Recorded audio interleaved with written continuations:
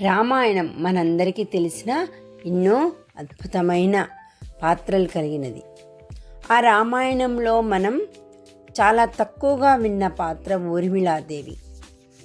ఆమె కనిపించని అంతర్లీనంగా అత్యంత గొప్పది, త్యాగమైనది, ఆదర్శవంతమైనది. మిథిలారాజు జనకుని కుమార్తె, లక్ష్మణుని భార్యగా, సీత చెల్లెలిగా మనకు అక్కడి మట్టుకే తెలుసు. సీతారాములు అడవికి వెళ్ళినప్పుడు లక్ష్మణుడు కూడా తన అన్నతో వెళ్ళాడు. అప్పుడే ప్రారంభమవుతుంది ఊర్మిళాదేవి యొక్క త్యాగగాథ. ఆయనకు నిద్రాహారాలు ఉండకూడదు, దేవతలను వరం కోరుతాడు.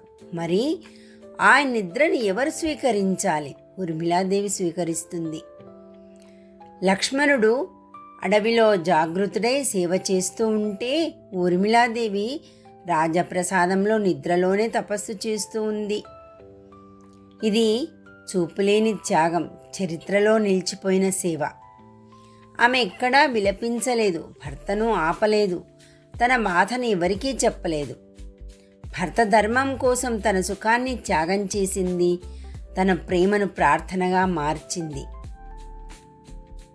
ఆమె త్యాగం అంటే ఆమె వేరు కాదు, ప్రభావం. నిజమైన సేవ మౌనంగా ఉంటుంది. ప్రేమ అంటే కలిసి ఉండటమే కాదు, అర్థం చేసుకోవడం. స్త్రీ శక్తి అరుపుల్లో కాదు, స్థైర్యంలో ఉంటుందని నిరూపించింది.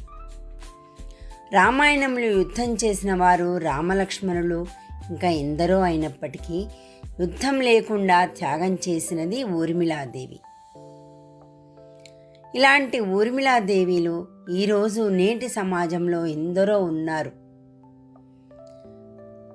14 సంవత్సరాలు భర్త లేని జీవితం, పేరు లేని త్యాగం, చప్పట్లు లేని సేవ. సీత అగ్ని పరీక్షకు ఎదుర్కొంటే ఊర్మిళ హృదయ పరీక్షను ఎదుర్కొంది. భర్త ధర్మమే తన ధర్మంగా మార్చుకుంది. చరిత్రలో యుద్ధం చేసిన వారు గుర్తుండిపోతారు, కానీ యుద్ధం లేకుండానే విజయం సాధించిన వారు ఊర్మిళలే. అటువంటి ఊర్మిళలు ఎందరో ఉన్నారు చరిత్రలో. అందరికీ వందనాలు.